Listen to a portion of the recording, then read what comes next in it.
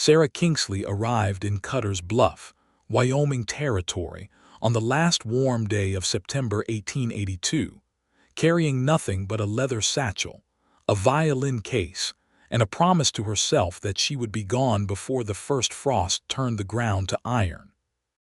The stagecoach had rattled her teeth loose for 3 solid days out of Cheyenne, and when she finally stepped down onto the dirt main street of the little cattle town, she pressed one boot into the earth and decided the ground at least had the decency to stay still. That was more than she could say for anything else in her life lately. Cutter's Bluff was exactly the kind of place people pass through on their way to somewhere else. One main street lined with a general store, a livery, a saloon called the Copper Spur, a church with a leaning steeple, and a handful of homes that looked like they were waiting for an excuse to become firewood. The mountains rose behind the whole town like a curtain that God had drawn halfway across a window, purple and absolute, snow-capped already at the peaks. Sarah looked at those mountains and felt something unnamed shift behind her ribs. She had come for practical reasons. Her uncle, Roland Kingsley, had died in August and left her a small parcel of land and a house on the eastern edge of town. She had not known him well. He had been a rancher and a quiet, solitary man who wrote her letters twice a year, always ending them with the same line. "This land is good land, Sarah. Remember that." She had needed a place to land after Boston, after the piano school where she had taught for 4 years had closed, after the engagement she had quietly dissolved on a Tuesday in June and tried not to think about since.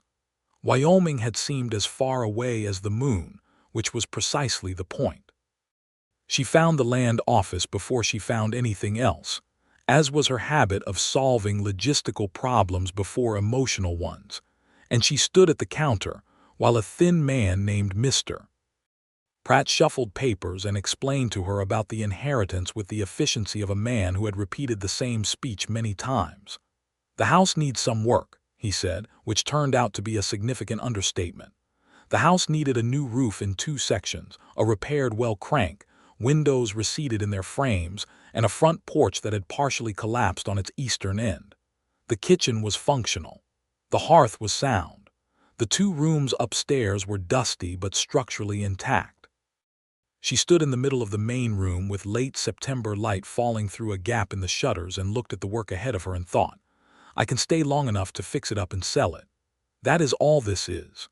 A practical stop, not a home. She had already arranged with a property agent in Cheyenne to handle a sale in the spring. She would spend the autumn doing what needed doing, and when the weather turned hard, she would go east or perhaps to San Francisco. She had always wanted to see San Francisco. She had not counted on the neighbor. David Underwood's land adjoined her uncle's on the north side, separated by a split-rail fence that needed repair in several places. She first saw him the following morning when she was standing on her porch with a cup of coffee. She had made over an open fire because the stove pipe was not yet secured, staring at the sky and noting with some satisfaction that the sunrise over the mountains was, in fact, the most beautiful thing she had ever seen in her 26 years of living. He was on horseback, a bay horse with a white blaze, and he was riding along the fence line at an easy trot, pausing occasionally to look at posts. He was tall in the saddle, broad across the shoulders, wearing a brown canvas jacket and a hat that had seen considerable weather. He had dark hair where it showed at the collar and an easy, unhurried quality to how he sat his horse, as if the horse and he had long ago reached a mutual understanding about the pace of things. He noticed her at approximately the same moment she noticed him, and he turned the bay toward her fence and came across at a walk. "Morning," he said, pulling up a polite distance from the rail. "You must be Roland's niece." "Sarah Kingsley," she said. "And you are?" "David Underwood. I run the cattle operation on the next parcel north. Your uncle and I shared that fence line for 9 years. He took off his hat, which Sarah found unexpectedly old-fashioned and rather charming. "I'm sorry about Roland. He was a good man." "Thank you. I didn't know him as well as I wish I had." David Underwood studied her for a moment without being rude about it, the way people in small places assess newcomers, cataloging what will and won't be a problem. "You staying long?" he asked. "Only until the property is set to rights," she said. "I'll be selling in the spring." Something passed across his face, not disappointment exactly, more like the recognition of a familiar fact about the world. "Well," he said, "if you need help with anything, I'm a quarter-mile north. My ranch hand Eli knows everything about wells if yours gives you trouble." "The crank needs replacing," she said. "I'll send him over tomorrow morning if that's agreeable." It was entirely agreeable, though she told herself it was only practical. She watched him ride back along the fence line until he was small against the autumn grass, and she turned back to her coffee and the mountains and tried very hard not to think about the specific quality of his voice, which was low and unhurried like his horse, and which had given her the odd sensation of being listened to. The well crank arrived in the form of Eli Marsh the next morning, a weathered ranch hand of perhaps 50 who fixed the mechanism in under an hour, and accepted a cup of coffee and a piece of the bread she had managed to bake in her newly functioning oven with the pleasure of a man who appreciated domestic competency. He told her about Cutter's Bluff while he drank it, who the mayor was, which families ran what operations, where the best dry goods could be found, and what the winters were like. "Hard," he said simply, "about the winters, but not unkind if you're ready for them." She thought about that phrasing for the rest of the day. She began working on the house in earnest, because it was either that or sit with her thoughts, and she had always preferred motion to stillness when things inside her needed sorting. She was an able woman, more capable with her hands than most people assumed from looking at her, which was perhaps a Boston problem. People there had associated her fine clothes and her musician's training with delicacy, and she had sometimes let them, which in retrospect had been a kind of slow erosion of herself. Here there was no one to perform softness for. She pried up rotten porch boards with a crowbar and felt genuinely happy about it. David appeared again on the fourth day, not with any stated purpose, but with 2 lengths of good lumber balanced across his saddle. "For the porch," he said, with the straightforwardness of a man who had simply decided a thing needed doing and done it. "I can pay for materials," she said, which came out more sharply than she intended. He did not take offense. He slid down from the saddle and leaned the lumber against the porch rail and looked at her with steady brown eyes. "I know you can," he said. "This is neighborliness. We observe that custom out here." She felt a small flush of embarrassment. "I apologize. I'm not accustomed to—" "No need to apologize." He looked at the porch, assessing it. "You want help, or would you rather I leave the lumber and go?" She looked at the porch. She looked at him. She thought about the amount of work left and the stubbornness that had gotten her into trouble before, and she said, "I would accept help." They spent the afternoon replacing the collapsed section of porch, working beside each other in a companionable quiet that surprised her. He worked without showing off, without explaining things she hadn't asked about, and when she made a decision about where to set a nail or how to angle a board, he deferred to it without comment unless he had a practical reason to suggest otherwise. She liked that. She had not realized how much she liked being taken seriously in practical matters until someone simply did it without being asked. By late afternoon the porch was sound, and they sat on its new boards with their backs against the house wall, and she brought out bread and dried beef, and a jar of the apple preserves she had found in her uncle's cellar, and they ate while the sun went down behind the mountains, and the sky turned colors that would have made a painter fall to his knees. "Do you paint?" she asked, nodding at the sky. "No," he said. "Do you?" "I play violin, and I taught piano before." "Before," he looked at her sideways, not pressing, just noting the word. "Before I came here." She let it sit there, and he let it sit there too, and she appreciated that he did not dig at it. He left before dark, walking his horse across the yard, and called back over his shoulder. "That porch will hold through winter," she called back. "I won't be here through winter." He raised a hand in acknowledgement without turning around, and she watched him until the dark took him. It became a pattern over the following 2 weeks, which she told herself was pure accident of geography and practical necessity. He would ride by or stop by or send Eli with something needed, and she would either accept the help or refuse it. And sometimes they would talk, and sometimes they would just work beside each other in the increasingly golden afternoon light of an October that seemed to be showing off. The aspen groves on the hillsides above town had turned a yellow so vivid it looked almost theatrical. She learned things about him in pieces, the way you learn things about someone who does not recite their history all at once. He was 30 years old, born in Kansas, had come to Wyoming at 22 with a small inheritance from his father, and the conviction that cattle ranching was a reasonable life. He had built his operation slowly and carefully over 8 years until it was genuinely prosperous, not showy but solid. He had a crew of 3 men including Eli. He had no wife, had been engaged once, to a woman who had gone back to Kansas City 2 years ago because Wyoming winters, she said, felt like the end of the world. She wasn't wrong about the winters, he said, when he told Sarah this, with a wry curve at the corner of his mouth that was as close as he came to laughing at himself. "Does it bother you still?" Sarah asked, because she was not always careful about what she said when she was curious. "No," he said. He said it the way people say things they have thought through carefully and come to peace with. "We wanted different things. It's cleaner when that's the truth of it." She nodded and said nothing more about it, but she thought about different things and what she herself wanted, and found that the question was more tangled than she had expected. She met the rest of Cutter's Bluff in stages.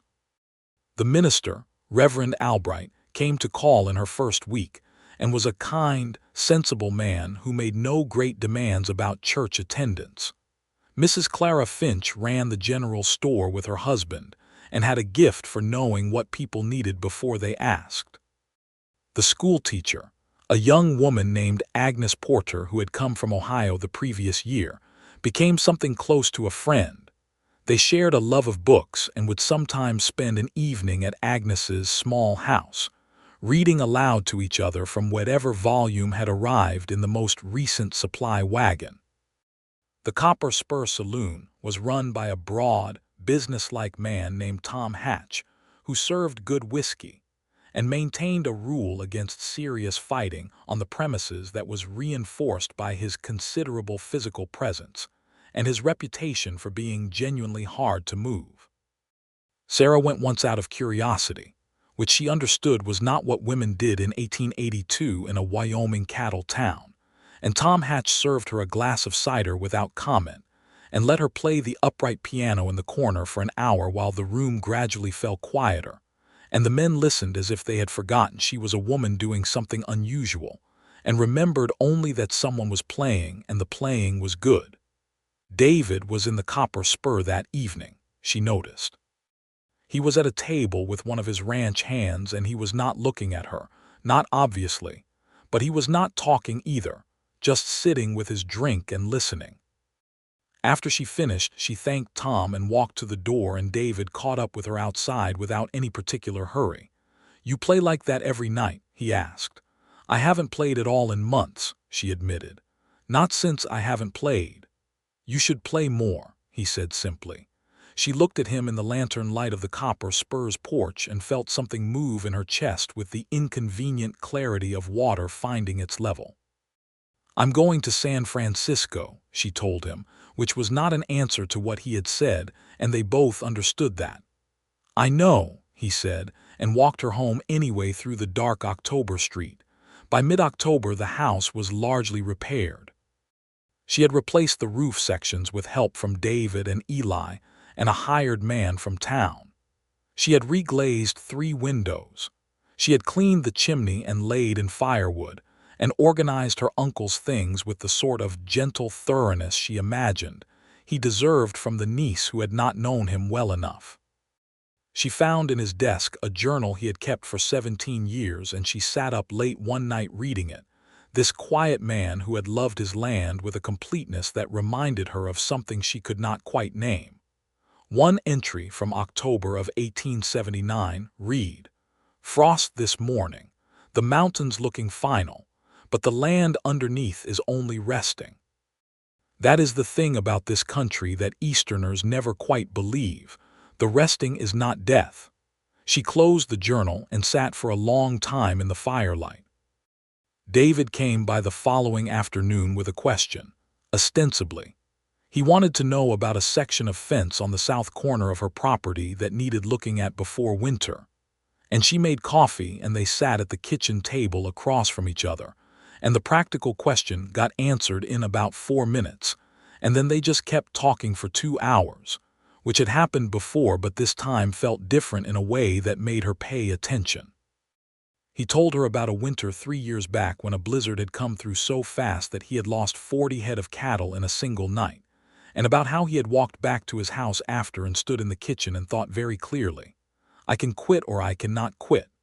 She asked him which he chose and he smiled at her with genuine warmth, the full version of the smile that she had been seeing pieces of for weeks, and said, I'm still here, aren't I? She told him carefully about Boston, about the piano school and the 4 years of teaching children who mostly did not love music but needed it anyway, and about how that had been satisfying in a particular way she had not expected, the practical satisfaction of passing something on. She did not tell him about the engagement, not all of it, but she told him she had left something behind that had not fit right, and that coming to Wyoming had been, she admitted, partly running and partly something else that she was still working out. He listened the way he always listened, which was completely, without filling silences before they were ready to be filled. What's the something else? He asked. I don't know yet, she said honestly. Well, he said, standing to go, picking up his hat from the table, you've got a little time before the frost. That's not nothing. She stood at the door watching him go and thought about his phrasing before the frost and realized with a small start that frost was not far off. She had told herself all along she would leave before it, and she had meant it, and yet when she tried to picture herself on the eastbound stage, the image was oddly without substance. She shook it off and went to practice violin. The violin was her truest comfort, and had been since childhood. In the evenings, after the day's work was done and the fire was going, and the mountains were black shapes against a sky full of stars that you simply did not see from cities, she would play for an hour or two, and let the music do the sorting that her mind resisted. She played the pieces she had learned as a girl, Baroque sonatas and simple reels, and sometimes pieces she composed herself that had no names and were not meant for anyone but the darkness and the fire. She had left the windows open a few inches one evening, not thinking about it, and later David told her he had been riding back from the south pasture and had heard her playing from 300 yards out and had stopped his horse and listened until she finished, and then sat there in the dark for a moment before going on. What were you playing? He asked. I don't know what to call it, she said. Something I made up.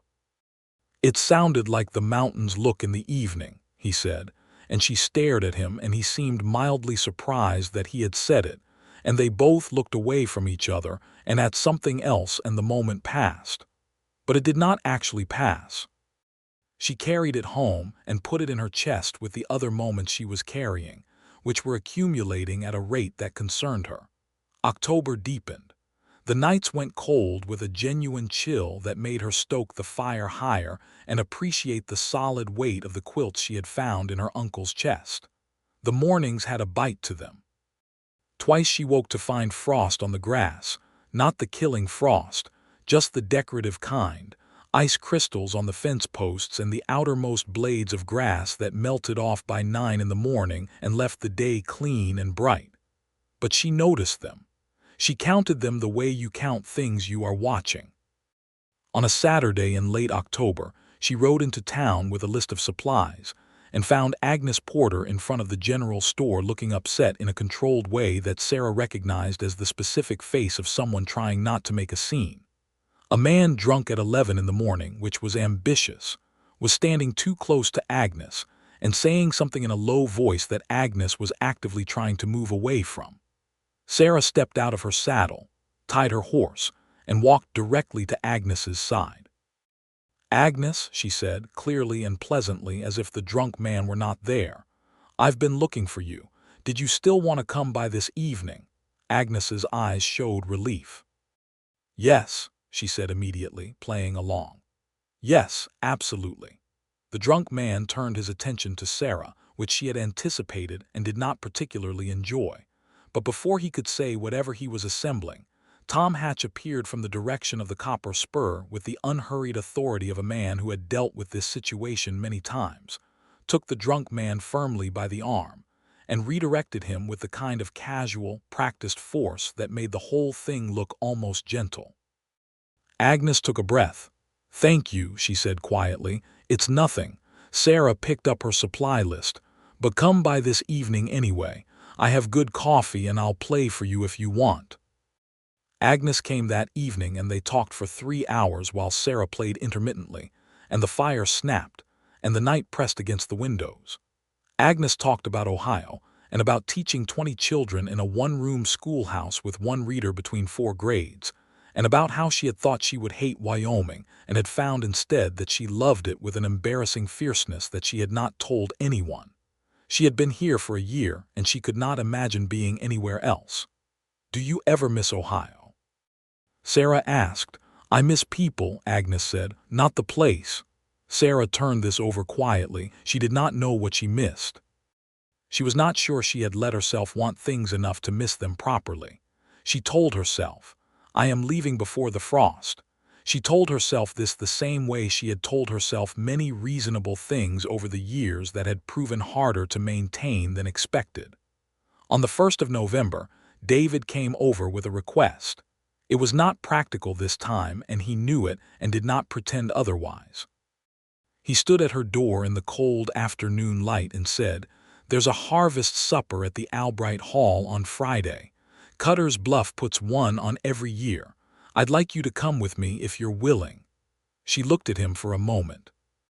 He held himself very still in the way he had, not performing casualness, just being genuinely patient in the way that was simply his nature. "David," she said because she needed to say it, "you know I'm leaving." "I know what you've said," he replied, not combatively, just accurately. She looked down at her hands and then back up at him. "Friday," she said. "Friday," he confirmed and smiled that full smile, the one she'd been carrying home in her chest with the other things. The harvest supper at Albright Hall was the kind of community event that the West did without irony or self-consciousness. Long tables, shared food, fiddlers in the corner, children underfoot, and the general collective warmth of people who needed each other through hard seasons and were not embarrassed to show it. Sarah sat beside David and across from Eli and his wife, a small compact woman named Dora with a dry sense of humor that came out in short bursts and was all the funnier for its economy. Tom Hatch brought the whiskey. Reverend Albright gave a brief grace that was more gratitude than religion. Agnes Porter sat at the far end with the schoolchildren who were too wound up to stay with their parents, organizing a drawing game with the efficiency of someone born to it. Sarah ate and drank and talked and found herself genuinely happy in a way that felt unfamiliar and slightly alarming, the way you feel when you have been cold for a long time and finally come into warmth, the pleasure of it mixed with the ache of the contrast. David danced with her when the fiddlers started. She had not expected him to be a good dancer, but he was, solidly good in the way he was solidly good at everything else, and she had to look away from him because looking at him directly when he was this close, and the fiddle was this bright, and the room was this warm was more than she was quite ready for. He leaned down and said something close to her ear to be heard over the music. "You're still planning to leave?" "Yes," she said. "I'm not asking you to change your mind," he said. "I just want you to know that I'd have you stay if you were willing." She kept dancing and did not answer. He did not press her. They finished the dance and he brought her cider and they stood at the edge of the room together, their arms close but not touching, watching the room spin around the fiddlers. "My uncle loved this land," she said after a while. "I know," David said. "He talked about it like a person. He wrote about it that way too." She paused. "I found his journal." David was quiet, giving her time. "He wrote about the frost," she said. "He said the resting wasn't death." "That's true," David said simply. She looked at him and he was looking at the dancers, and his profile in the lamplight was the kind of thing she was going to be thinking about on the stage to wherever. She knew that already, and the knowledge sat in her chest with a weight she had not budgeted for. She rode home that night with him beside her, their horses walking slowly in the cold, the stars enormous above them, frost beginning to crystallize on the grass at the roadside. "The first hard frost is soon," she said. "2 weeks," he said. "Maybe less." She dismounted at her gate and he took her horse's bridle while she opened it, the simple, practical courtesy of it, and then handed the reins back. "Good night, Sarah," he said.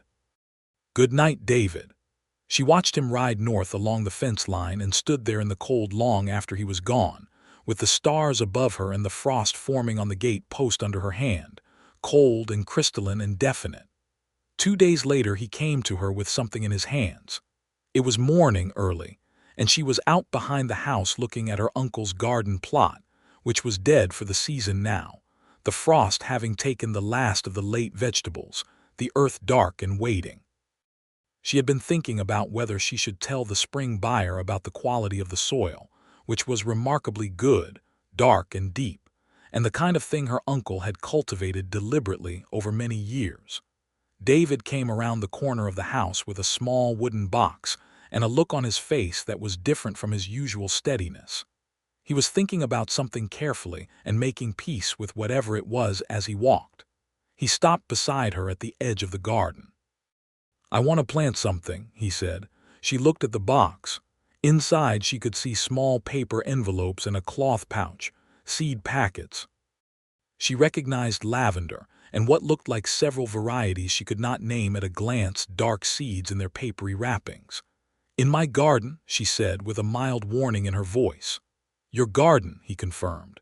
He looked at the dark earth. "I want to plant lavender and wild sweet peas along this south border, and I want to put in a row of cornflower and a section of kitchen herbs thyme, say, the kind that overwinter well and come back in spring." He paused. "And I want to plant one peach tree here at the corner if you'll allow it." She looked at him. He was looking at the garden with the same quality of attention he gave everything, complete, unhurried. "A peach tree," she said. "The variety I have in mind takes 2 years to bear fruit, but it's hardy and it'll take in this soil." He glanced at her sideways. "I know you're selling in spring. The buyer gets a kitchen garden and a peach tree coming on. That increases the property value." "That's very practical reasoning," she said. "It is," he said without irony. They stood for a moment with the morning cold around them and the mountains above and the dark garden between them, and she looked at the seed packets in the wooden box and thought about lavender in June and a peach tree in its first tentative spring, and she thought about San Francisco, and she thought about him planting these things with the knowledge she had said she was leaving. "Why?" she asked quietly, meaning all of it. He was quiet for a moment. When he answered, he chose his words the way a man chooses stepping stones across a stream carefully, with attention to weight. "Because the land is good land, and because good things should be planted in it, and because some things take longer than a season." He looked at her then directly. "And because I think when spring comes and the lavender is coming up and the peach tree has leafed out for the first time, you will want to see it. And if you want to see it, you'll have a reason to come back."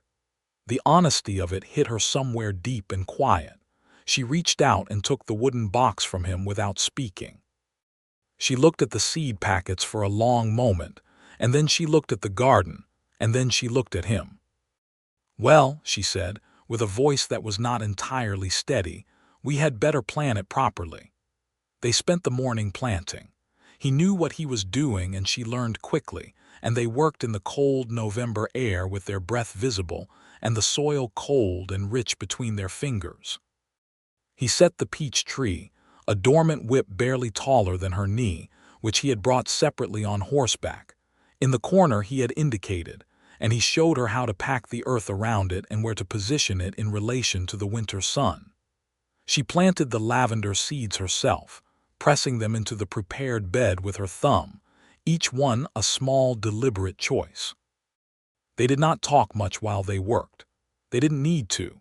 When it was done, they stood back and looked at the turned earth with its invisible contents, the seeds and the small bare tree, and the sky had gone milky overhead the way it did when weather was thinking about arriving. "Thank you," she said. He nodded. He was looking at the peach tree with an expression she had come to recognize as his particular form of satisfaction, quiet and without performance. "There is something I should tell you," Sarah said, because she had been carrying it and it had gotten heavy. "The engagement I left in Boston. I should tell you about it because I think some of what I have been carrying here has been about that, and you should know what you are." She stopped, aware that she was assembling a sentence about what he was standing near. He waited. "His name was Charles Mercer," she said. "He was a good man in the way that people are good when they do no particular harm. He was suitable and he was kind, and I said yes because everyone around me thought I should, and because I was 25 and had begun to believe that wanting something more specific was a kind of selfishness." She looked at the lavender bed. "I ended it in June because I woke one morning and understood that spending my life pretending to want what I had chosen was worse for both of us than the difficulty of telling the truth." She paused. He was not broken by it. He was mostly relieved. That was its own kind of sad. David said nothing for a moment. Then, "What did you want? The more specific thing?" She looked at him, and the morning was very still and cold, and the mountains were white above the tree line, and the peach tree stood in its corner like a small, patient fact. "I wanted something I could feel in my whole chest," she said, "not just my head." He looked at her with those steady brown eyes, and she looked back, and neither of them said anything, and the thing between them was very present, and neither of them reached for it yet, and she thought, "I have 2 weeks before the hard frost. I said I would leave." She said it again to herself on the walk back inside. "I said I would leave." But the lavender was in the ground. The next week she played at the Copper Spur twice. Tom Hatch, who was not a sentimental man, told her she was good enough to get paid and paid her accordingly, which she accepted, because she had become genuinely fond of the money and the usefulness of it. The second evening, a Thursday, she played until almost midnight, and the crowd had grown larger than usual, including several ranch hands from outlying properties and a family of settlers who had come in for supplies and stayed for the music. She played the thing she had made up, the one without a name, and the room went quieter than it had all evening. When she finished and stood from the piano bench, David was at the bar. He raised his glass of whiskey slightly toward her, not making a thing of it, just acknowledging. She walked over and stood beside him. "Will you walk me home?" she asked. They walked through the November night, which was cold and perfectly clear, the stars stacked up above in their ancient indifference. She had a shawl, and it was not quite enough, and he noticed and gave her his jacket without ceremony, and she wore it without arguing. On the street outside her gate he stopped, and she stopped, and they stood facing each other in the starlight. "I keep saying I'm leaving," she said. "I know," he said. "And I keep—" She pressed her lips together, trying to be precise about something that resisted precision. "I keep finding reasons to not have left yet." "Have you noticed," he said carefully, "that you keep making yourself accountable to a date you chose before you got here, before you knew the ground or the people?" Or he stopped. "I'm not trying to argue you into staying. I know that doesn't work with you." "It doesn't," she confirmed. "But I want to ask you one question," he said, "and I want you to answer it honestly, and then I'll walk back and you can think about whatever you need to think about." "All right," she said. "When you picture leaving," he said, "are you relieved, or does it feel like something you're doing to yourself?" She stood in the cold with his jacket around her shoulders and the stars above and the frost on the fence post and the peach tree invisible in the back garden, and she took the question seriously the way it deserved. "It feels like something I'm doing to myself," she said finally, and her voice was quiet and honest. He nodded once. He did not press it further. He took a step back. "Good night, Sarah," he said. "David," she said, and he stopped. She crossed the small distance between them and kissed him, with her hands against the front of his shirt, standing on the frost-glazed November street, and he kissed her back with the same quality he brought to everything completely, without reservation, without performing it. When she stepped back, her heart was doing the thing she had described, the whole chest thing, not just the head, and she was looking at him and he was looking at her, and his expression was the plainest and most open she had ever seen on a human face. "Well," she said softly. "Well," he agreed. She went inside. She sat by her fire for a long time in his jacket, which smelled like wood smoke and cold air and horses and the clean November wind. The frost was hard on the windows by midnight. The following morning she went out back and looked at the peach tree. It was a bare whip of a thing, dormant, appearing for all the world like a stick in the ground. But she knew what it was, and she knew what it would be, and she stood looking at it for a long time while the morning warmed by degrees and the frost burned off the grass around her boots. She went inside, and she did not write to the property agent in Cheyenne that day, or the next day, or the day after that. On the 5th of November, 2 weeks after the harvest supper and exactly 3 days after the kiss in the street, she rode out to David's ranch in the mid-morning on the pretext of returning his jacket, which was an entirely transparent pretext, and they both understood it. His ranch was a quarter-mile north, as he had said, and it was exactly the kind of place she might have predicted, well-ordered without being fine, functional and solid, and giving the impression of something built with intention across multiple years. The main house was low and broad with a good stone chimney and a porch that ran the full length. Behind it were the stable, the bunkhouse where his hands lived, a small forge, and a kitchen garden of his own, more modest than her uncle's but clearly tended. Eli was in the stable yard and nodded at her with the comfortable ease of a man who had been expecting her presence in this vicinity for some time. She knocked at the door and David opened it and looked at her with a warmth that made her feel both steady and slightly undone. She held out the jacket. He took it. Neither of them moved for a moment. "Do you want to come in?" he said. "Yes," she said. The inside of his house was a surprise not because it was unlike him, but because it so perfectly was him. It was spare but not bare, with a few books on a shelf by the window, a worn rug that looked as if it had come a long way, and a collection of small rocks on the window sill that turned out, when she asked, to be specimens from various points across Wyoming that he had picked up over the years as a habit he had never bothered to justify to anyone. "This one," he said, picking up a flat dark piece with a reddish streak, "is from the ridge above the west pasture. After a storm 5 years ago, lightning hit the ridge and started a small fire, and this was in the burned section. The color changed from the heat." She held it in her hand. It was smooth and warm from the sunlight through the window. She put it back carefully. They had coffee at his table, and she told him she had not written to the Cheyenne agent. She said it plainly, looking at him, watching his face. He set down his coffee cup with great deliberateness. "All right," he said. "I'm not saying I'm staying forever," she said, because the old defensive instinct was still there, still wanting to leave herself a door. "I'm saying I'm not writing to that agent yet." "All right," he said again in the same tone. "You're not going to say anything more than that?" she asked. He looked at her with a slow, real smile. "Sarah," he said, "I planted that garden on the strength of what I knew about you. I think I can be patient with the rest." She laughed, a real laugh, and it felt good in her chest, the whole chest thing again, and she looked at him across his kitchen table and thought, "Oh, I am in significant trouble." November moved on. She made her decision by inches, and then all at once. The way decisions actually work, not a single moment but an accumulation of moments that reach a threshold. And then one morning you wake up, and the decision has already been made inside you, and you are just catching up to it consciously. She did not leave before the first hard frost. The frost came on the 12th of November, a deep, killing frost that blackened the remaining garden plants and turned the creek edges to glass and made the morning smell like cold iron. She stood on her porch in the early light and watched the frost and felt something settle in her. She was staying.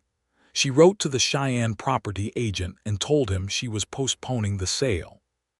She wrote a short letter to Agnes in which she said she had changed her plans and was staying through winter, and possibly longer, and Agnes came to her door that same afternoon with a bottle of elderflower wine she had been saving, and they drank it by the fire, and Agnes was clearly and genuinely pleased, and did not ask too many questions. She told David that evening, standing again at the fence line between their properties in the cold November air. "I'm staying," she said. He looked at her and then at the mountains, which were deep in snow now, brilliant and absolute. When he looked back at her, there was something in his face she had not seen before in quite that configuration, relief and happiness, and a kind of deep, careful gladness that she thought probably did not find its way onto his face very often. He reached across the fence rail and took her hand. She looked down at their joined hands, her slim musician's fingers and his broad, work-hardened ones, and then looked up at him and felt the whole chest thing more completely than she had ever felt anything in her life. "There's a peach tree to tend," she said lightly. "There is," he agreed, and then with the plainness that was the thing she loved most about him, and other things. The winter closed in the way Wyoming winters do, without mercy but with a particular beauty that she had not been prepared for, and that seized her each time without warning. The way the valley looked after a snowfall, white and silent and utterly itself, the mountains towering above in their cold splendor. She had her warm house and her woodpile and her violin and her fire, and she had David, who came to her every few days or she went to him, the path between their properties becoming a familiar track in the snow. They spent long evenings together, reading and talking and simply being in the same room, which she found was its own kind of contentment, a thing she had not known she was missing until it was present.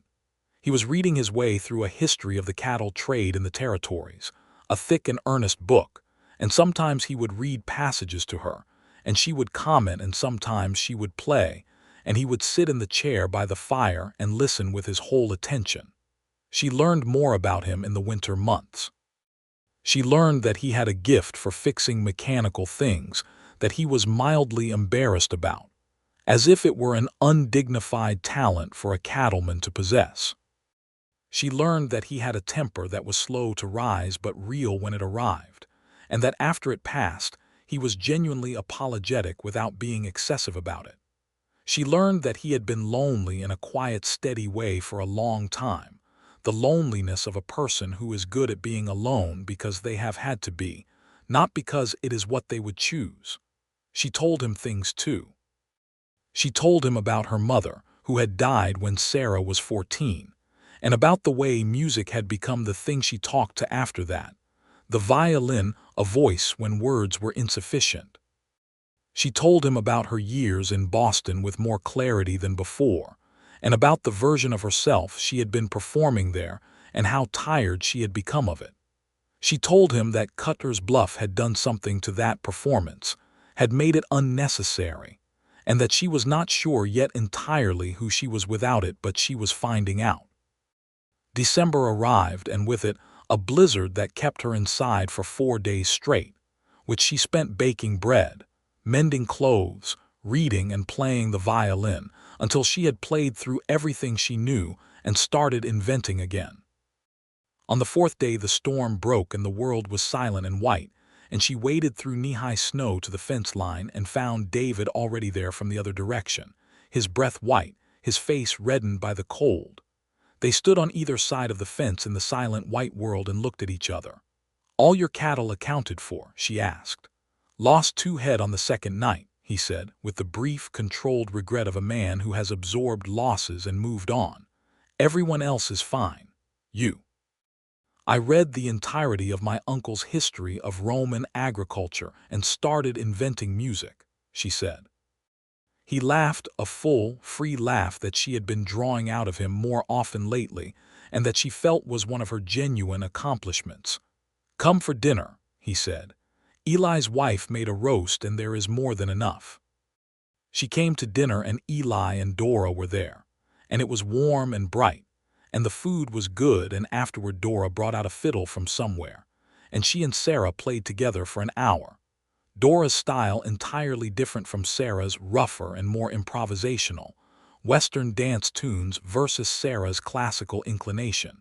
And the combination produced something genuinely joyful that the men listened to with great appreciation.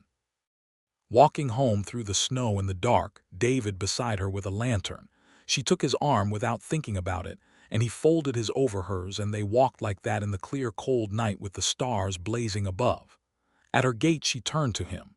"David," she said. "Yes," he said, as if he already knew what the conversation was.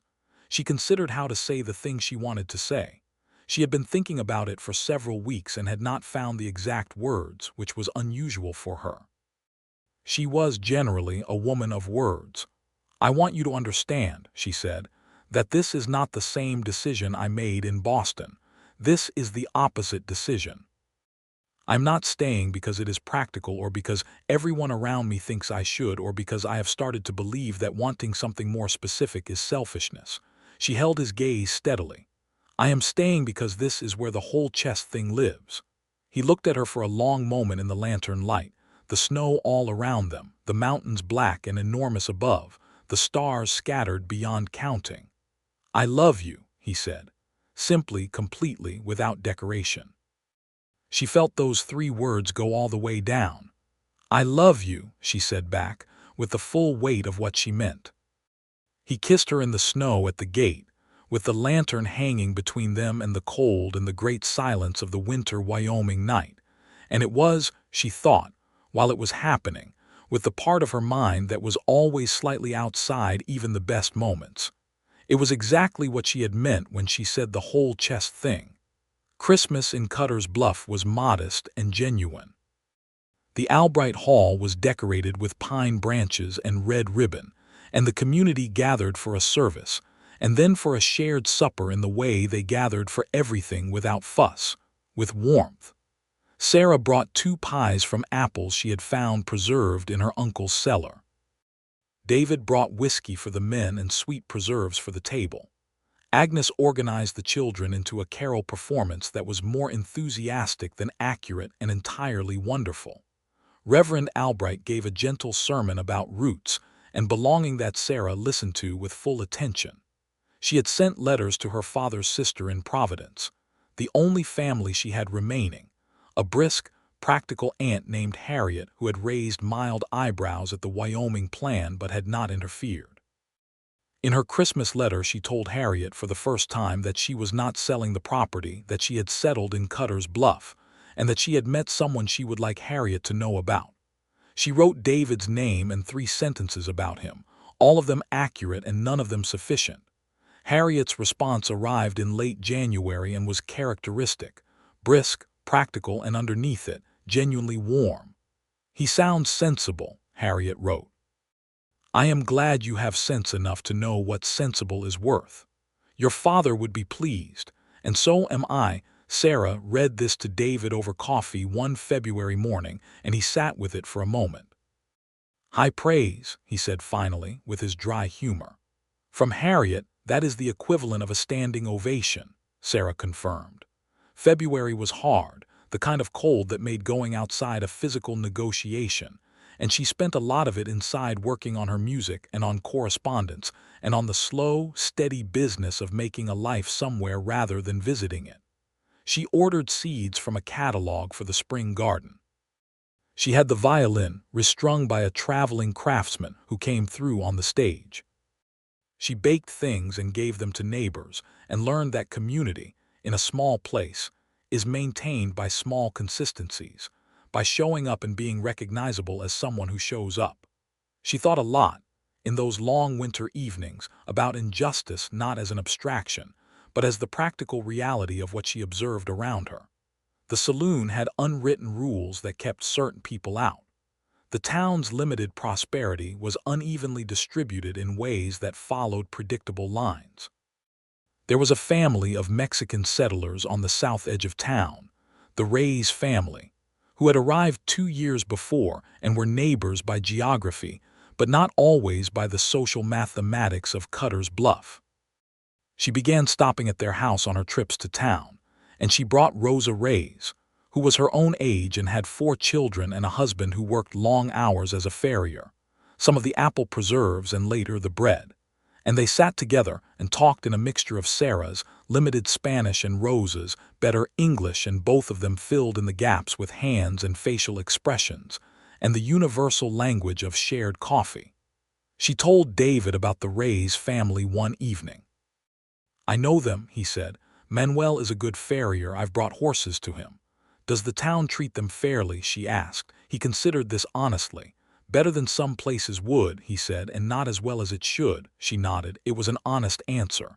"I'm going to ask Rosa if she wants to come to the Albright Hall when there are community gatherings," she said, "if you think that would be welcomed." "Some people will be unwelcoming," he said. "Some won't. And you showing up with her will make a difference to the second group having the numbers." She did ask. Rosa came to the February community gathering, the first time she and her family had attended, with a posture that was dignified and careful and ready for either reception. Sarah stayed beside her. Dora Marsh, who had not an ounce of social pretension in her entire constitution, immediately made room at the table and asked Rosa about her children's ages, and the conversation found its level. David was on the other side of the room talking cattle with Eli and did not make a thing of it, which was exactly right. Afterward, walking home, Rosa said quietly to Sarah, "Thank you." "For nothing," Sarah said, with the warm briskness she had inherited from Harriet. "It is only sitting at a table." "You know that is not nothing," Rosa said, and Sarah knew that was true. March arrived and the winter began by inches to relent. The days lengthened. The snowmelt started at the edges of south-facing banks. The creek ran high and loud with it. The sky shifted from the blue steel of winter to a softer, more promising color, and the muddy mornings began to smell like earth rather than ice. She went out to the garden on the first genuinely warm morning of March and looked at the bare beds where she had planted the lavender seeds in November, and at the peach tree in the corner. The peach tree had a bud. One bud, tight and small at the very tip of one branch, so tentative as to be almost invisible but undeniably there, undeniably alive. She stood looking at it for a long time. Then she went inside and sat at the kitchen table and wrote a letter. Not to Harriet, not to the Cheyenne agent, not to anyone in Boston. She wrote to herself, the way she had sometimes done as a girl, a letter to the previous version of herself, the woman who had stood on this property in late September with a satchel and a violin and a firm intention to be somewhere else before the frost. She wrote, "I want you to know that the frost came and I did not leave. I want you to know that the thing you were looking for, the whole chest thing, is here. It is in the garden and the mountains and the music, and in the fact of a man who planted things he knew might benefit a woman who said she was leaving, because he believed in the land and in the time things take. I want you to know that you were right to leave Boston. I want you to know that this is not the same thing. This is the right thing." She folded the letter and put it in her uncle's journal, between pages, and set the journal on the shelf. David came over that morning, as he often did on days when the weather was good enough, and she was in the garden when he arrived, and she pointed without speaking at the bud on the peach tree. He came and stood beside her and looked at it. "There it is," he said. "There it is," she agreed. He looked at her. She looked at him. The morning was clear and cold and bright, the mountains fully snowed but the valley floor beginning its long turning from winter to spring, and the peach tree had a bud and the lavender would come. She knew now it would come, and this was the land and she was staying in it. "Will you marry me?" he said. It was not theatrical. He said it the way he said everything that mattered, plainly, with his whole attention on her face. She felt the question land in all its weight. She had said yes once before to a question like this, and she knew the difference. She knew the difference the way you know the difference between a note played correctly and a note played truly. The mechanics might look the same from a distance, but the sound is not the same. "Yes," she said. He put his arms around her in the garden in the March morning, and she put her face against his chest and heard his heartbeat, steady as hoofbeats, steady as the mountains, and she thought, "I am home." They were married in May, when the valley was green and the wildflowers had come on in the meadows above town, and the peach tree was in full, improbable bloom, small white flowers on every branch, extravagant as a promise kept. Reverend Albright performed the ceremony at the little church with the leaning steeple, which had been straightened somewhat in the winter by a group of townsmen who had grown tired of looking at it. Agnes Porter stood with Sarah. Eli Marsh stood with David. Tom Hatch brought good whiskey in quantity, and Dora played fiddle with 3 other musicians, and the party after the ceremony went on until after dark. Rosa Reyes and her husband Manuel came and sat at the long table, and Manuel danced with his wife in a style that made everyone stop and watch. And the children from the schoolhouse, Agnes's students, stayed past their bedtimes because no one was quite firm enough about sending them home. Sarah played violin for an hour in the middle of the celebration, standing at the front of the hall with Dora beside her, the 2 of them playing in their different styles that had become, over winter, something better together than either separately.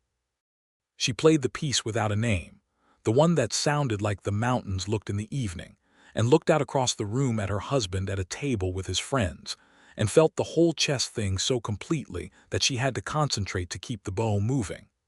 Afterward, David found her on the porch of the hall in the warm May night, the valley dark and sweet-smelling below. He stood beside her and she leaned against him, and the stars were above, and the music was still going inside. "I want to show you something," he said. He led her by the hand around the side of the hall to a gap between buildings where you could see, in the valley below, the lights of the few houses that kept their lamps burning late, scattered like dropped stars in the dark.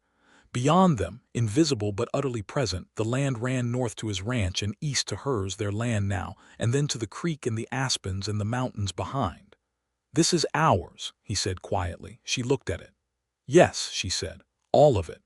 "All of it," she confirmed. He kissed her on the temple, which was a new kind of tenderness from him. Not the warmth of the street in November or the solidity of the garden in March, but something quieter and more permanent. The tenderness of someone who has time. They built a life in the way that lives are actually built slowly, practically, full of small moments that seem ordinary when they happen and prove, in memory, to have been the substance of everything. She moved her things fully into the main house by summer, and they spent a week reorganizing both properties' operations into a single whole that made logical and financial sense, with David's cattle operation as the primary income and the house and garden as a secondary enterprise she intended to develop. She had ideas about the kitchen garden. She had been corresponding with a woman in Colorado who sold herbal preparations, and she thought the lavender and the herbs she had planted could become something worth selling, not grandly but sustainably. The lavender came in that first June, modest because it was new, purple-gray spikes above the silver-green foliage, and when she ran her hand along a row and brought her palm up to her face and smelled it, she stood very still in the garden. She had pressed a seed into this ground in November with her thumb. That was the lavender. She pressed her fingers together, feeling the faint oil residue, and looked at the row and looked at the peach tree, which had set fruit in its first flowering small hard green peaches that would probably amount to nothing this year but were evidence of what was coming. And she looked at the mountains and thought about time. She had come here in September telling herself she would leave by the frost. The frost had come and she had not left. He had planted something she would have to come back to tend, and she had come back, and she had never left, and the thing she had come back to tend had become her hands in the soil and her music in the evenings, and the man who lay beside her with his quiet, steady heartbeat and his rocks on the window sill. She brought the lavender inside and put it in a blue jar on the kitchen table, and when David came in from the east pasture that evening and washed the dust off at the basin, he noticed it immediately. "First cutting," he said. "First cutting," she confirmed, with a satisfaction that went all the way down. He put his arms around her from behind at the kitchen table, and they stood there looking at the lavender in the blue jar and the light coming through the western window and the mountains beyond. "Eli told me this morning," he said, "that the peaches will probably be light this year, but next year we should have a proper crop." "I know," she said. "I expected it." She turned in his arms and looked at him. He had sun at the creases of his eyes and dust on his collar, and he was the most particular and specific and real thing she had ever been close to. "I have something to tell you," she said. He read her face because he had become very good at reading her face in the months they had been together, and his expression changed in the quiet, complete way that meant he was taking something in very seriously. "When?" he asked. "January, I think," she said. "The doctor in town confirmed it." He looked at her for a long moment, and she watched his face move through something, through the weight of it and the reality of it and the simple, enormous fact of it, and land somewhere she recognized, the same place she had landed herself, the whole chest thing. He kissed her forehead and both her hands, and then just held her in the kitchen with the lavender on the table, and the evening coming on, and the mountains going rose and purple out the window. The following months carried their ordinary shape. The cattle, the garden, the music, the neighbors, the long autumn evenings with books and conversation, and also this new thing at the center of it, the thing that was coming in January, the weight of it and the warmth of it, and the way it made the future feel suddenly detailed and real where before it had been a general direction. Agnes Porter got her own piece of news in October, a proposal from the minister's assistant, a young man from Pennsylvania named Clarence Webb, who had arrived in the spring to help Reverend Albright, and had spent the summer being quietly and persistently attentive to Agnes without ever being presumptuous about it. Agnes accepted and came to Sarah's kitchen in a state of dignified excitement, and they drank tea and talked for 3 hours, and it was one of the better afternoons Sarah could remember. Rosa Reyes and Manuel's eldest son started attending Agnes's school that autumn, the first time in Cutter's Bluff any child from their family had been formally enrolled. Agnes had quietly made it clear to the school board that this was the appropriate thing, and the school board, faced with Agnes's particular brand of quiet, cheerful, absolutely immovable reasonableness, had agreed. Rosa told Sarah in their mix of Spanish and English that she cried for 20 minutes after her son came home, and told her what he had learned that first day. "Good tears," Rosa said. "The best kind," Sarah said. The winter came again, the second winter, and it felt entirely different from the first, not threatening but familiar, the known weight of the season she had come through before. She was larger and slower in December, and David did the greater part of the outdoor work without making her feel incapable of it, which required the particular skill of treating someone with care while also treating them as a full human being, and he managed it with the same thoughtful ease he brought to everything else. Her son was born in January of 1884, on a morning when the snow was on the ground and the world was perfectly still and white, and the birth was hard in the way births are hard, long and frightening in the middle of it, and then suddenly, conclusively worth every moment of it when the doctor placed the child in her arms.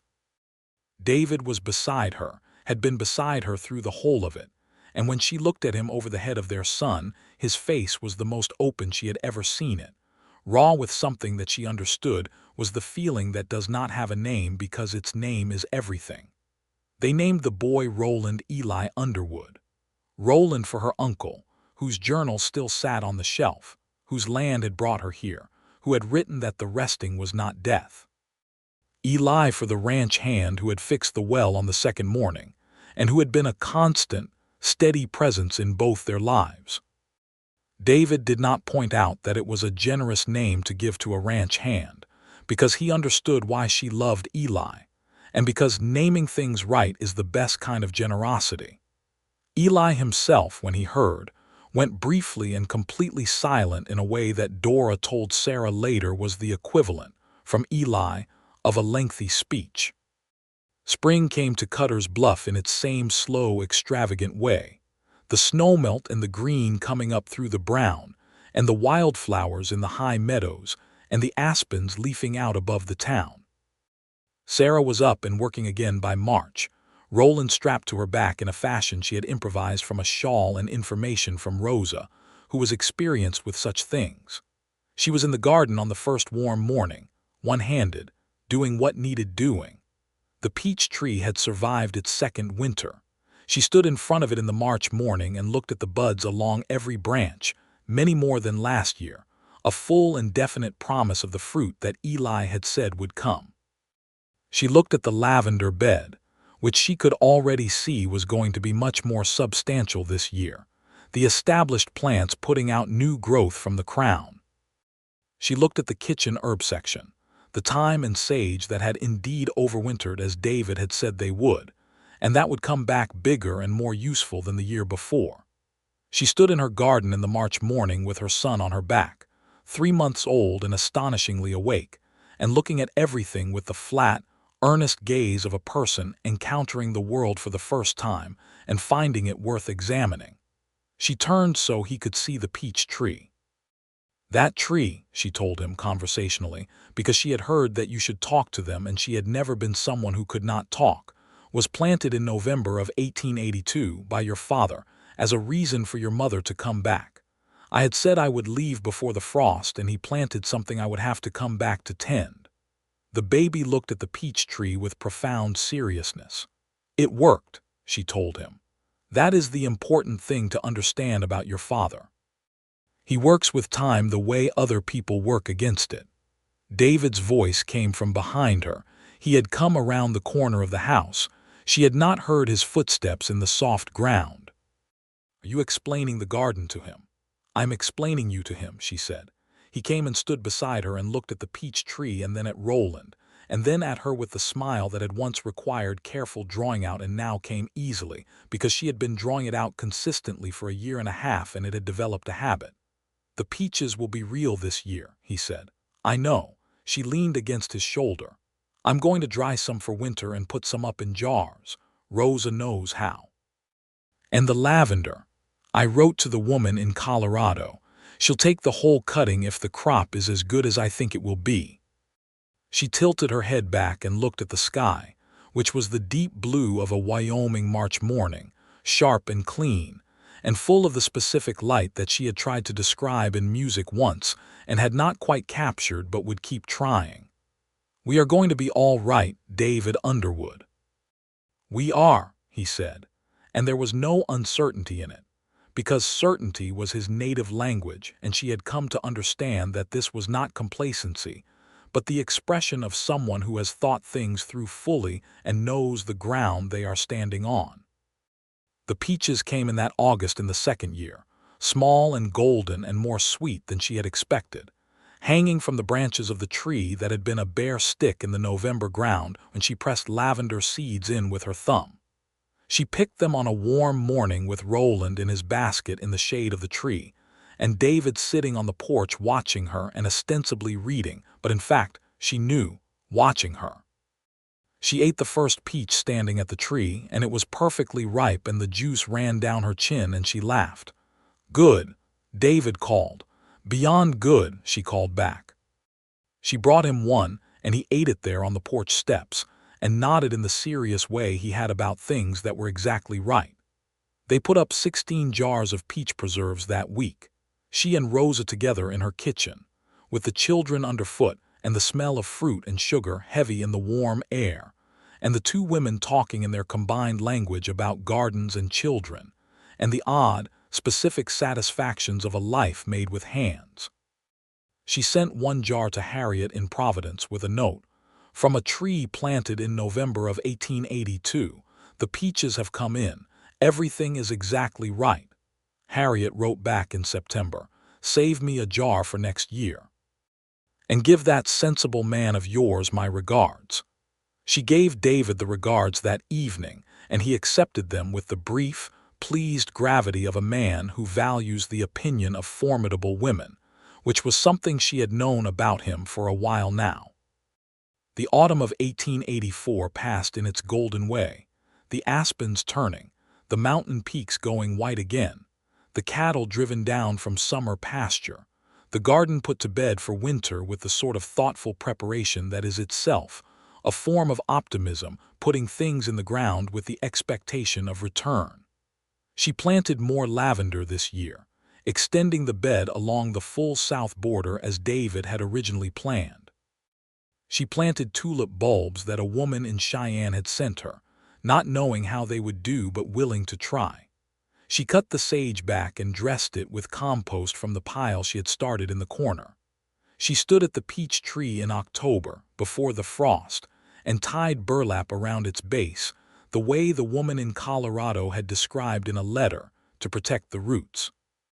Roland, 9 months old now and sitting up with cheerful independence, watched this operation from his position on a blanket in the garden, with the concentration of a future farmer. "Your grandfather," my Uncle Roland wrote in his journal, she told her son, because she had fallen into the habit of telling him things on the theory that none of it was wasted, that the land is good land. He was right. It is very good land. It is your land too, eventually, though your father and I intend to make full use of it for a very long time before we hand it over. Roland put a dirt clod in his mouth. "No," she said affectionately, and removed it, and he regarded her with magnificent equanimity. She heard David's boots on the porch and turned.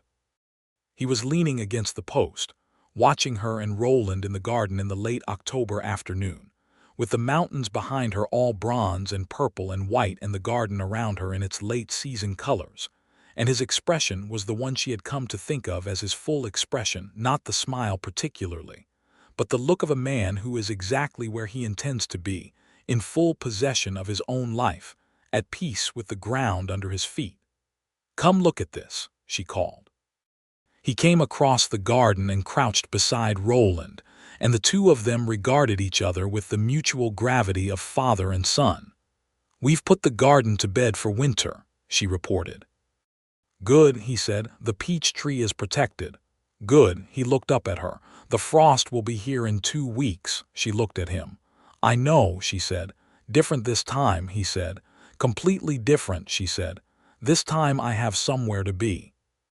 He stood and took her hand, and they stood in the autumn garden together with Roland on his blanket at their feet, looking at the good land, looking at the mountains, looking at the last light of an October afternoon in Wyoming in 1884, which was amber and infinite and utterly itself.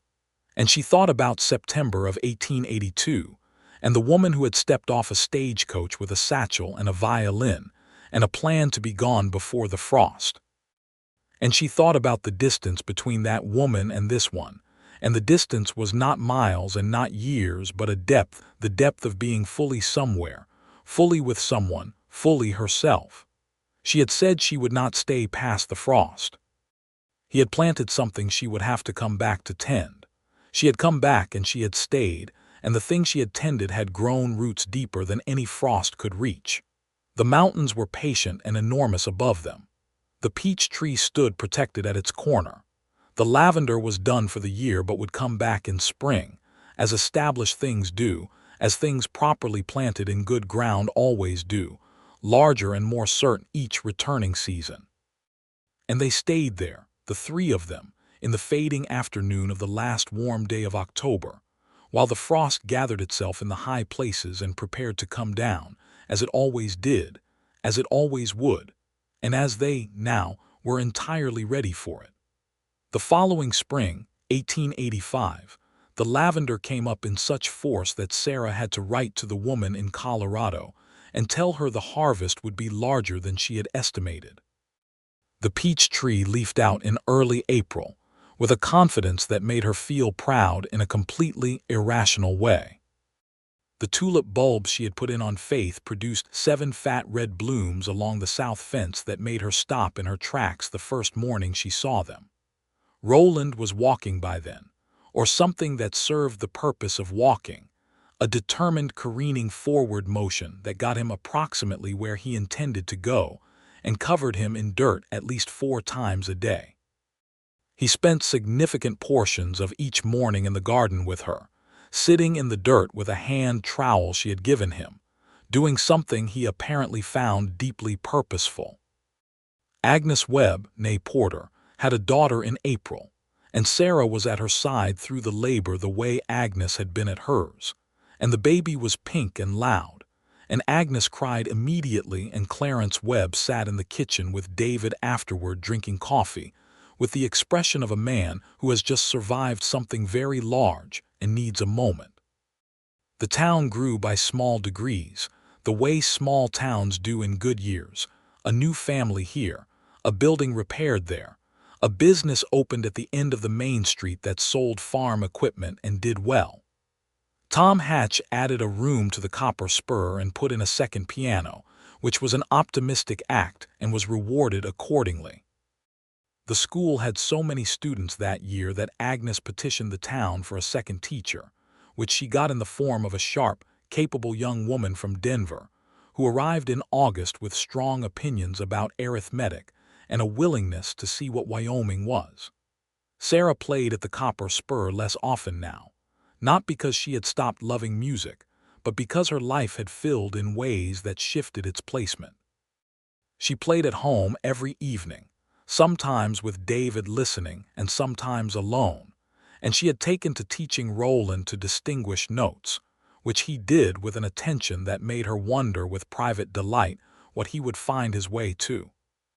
She organized 2 community musical evenings at the Albright Hall that year, charging a small admission that went toward new readers for the school and getting half the town to attend by the simple expedient of making it genuinely good. She and Dora and a fiddle player named James who had come through with the supply route and been persuaded to stay, and a boy of 16 from one of the outlying ranches who had a voice that made the whole room hold its breath. Rosa Reyes came to both and brought her children and sat near the front. Her eldest son stood up and read a passage from a book for the intermission, at Agnes's suggestion, and the room applauded him, and Rosa sat very straight and dignified and proud. David sat beside Sarah at both events, and in the intervals between music, they talked quietly about the things people talk about when they are settled in their life together, and the life is good small things mostly, with the large things so well understood between them that they needed less saying than they used to. By the summer of 1885, she had arranged the lavender operation into something genuinely profitable, small but real, with a steady customer in Colorado and inquiries from a woman in Denver who wanted dried herbs for a pharmacy. The peaches came in again, more than the year before, and she put up 30 jars this year and sold a dozen of them through Clara Finch's store, and they went in 2 weeks. David's cattle operation had its best year since he had started, which he received with satisfaction and without complacency, already thinking about the following year's management. In the evenings, she sometimes played the piece without a name, the one that sounded like the mountains looked, and it had changed over the years, grown, acquired new sections, as if the music itself had been planted like the lavender and come back larger each season. One September evening in 1885, exactly 3 years after she had stepped off the stagecoach in Cutter's Bluff with her satchel and her violin and her plan, she sat on the repaired porch, the porch David had helped her fix with good lumber on that October afternoon, when she had said only until spring, with her violin in her lap and her husband beside her and Roland asleep inside. The evening was warm and the mountains were their September selves, golden and purple and white, and the first star had come out above the highest peak. She picked up the violin and played. She played the whole piece, all of it, including the sections that had grown since Boston, since September 1882, since that first November morning at the fence line, since the peach tree, since the frost that had come and had not taken her. When she finished, David was quiet beside her in the way he was quiet when he was listening to the deepest thing. "That's different than when I first heard it," he said. "It's longer," she said. "More," he said, which was not the same word and was more accurate. She set the violin in her lap and leaned back and looked at the mountains in the last light. "I was thinking," she said, "that we might add a room to the house before winter." Oh, he looked at her sideways. She looked back at him and said nothing else and watched his face. He went through the understanding the way he went through everything completely, deliberately, without making it a performance. And then that full, true smile, the one that had once taken patient drawing out and had become as natural as breathing. "Before winter," he said. "It would be useful to have the room ready before January," she confirmed. He reached over and took her hand, the same hand he had held across the fence line in November 3 years ago, the same hand that had pressed lavender seeds into the cold ground. "We'll start Monday," he said. The room was ready by November. The second frost of 1885 came in the second week, hard and killing as always, and she stood on the porch in the cold morning and watched the ice form on the fence posts and the last of the garden go under, and she was not afraid of it. She was wearing David's heavy coat, the winter one she had requisitioned as her own in their first married winter, and she was warm. The peach tree stood in its corner with its bare branches against the pale sky, dormant and patient, waiting for spring the way it always waited, with the certainty of something that has survived before and will survive again. She put her hand on the door frame and looked at the mountains. 3 years ago she had stood in this same yard and told a man on horseback, "Only until the property is set to rights, only until spring." She had been so certain of it. She had been so certain of so many things that had turned out to be questions she had not yet found the right words for. She thought about her uncle's journal. She took it from the shelf sometimes and read from it in the evenings, knowing him now in a way she had not been able to when he was alive, knowing the land he had loved and why, knowing the same mountains and the same frost and the same quality of morning light. The entry she thought about most was the one from October 1879. "The land underneath is only resting. That is the thing about this country that Easterners never quite believe. The resting is not death." She had been an Easterner once, with the Easterner's instinct that dormancy was ending, that the bare tree had nothing left, that the frost meant stop. She knew better now. The peach tree had taught her, along with everything else.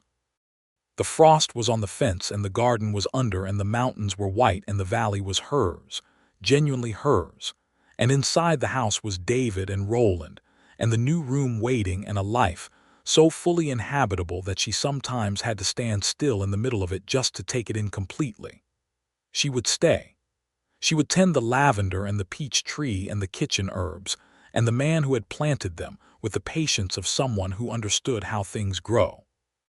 She would play the piece without a name, until it was long enough to be the story of her whole life. She would raise her children, this one coming, and whoever else arrived with the seasons, in the knowledge that good ground is worth staying in, that the resting is not death, that things planted in cold ground come back. She went inside to her husband and her boy, and the door closed behind her, and the frost lay quiet on the garden, and underneath it the roots held firm in the dark, alive and patient and entirely ready for spring. There would be many more springs. She was certain of it in the way she had come to be certain of the things that mattered, not in her head, where certainty had so often been performance, but in her whole chest, where it had always been the truest kind of knowing. And when spring came, as it always did, she would be there. She would always, always be there.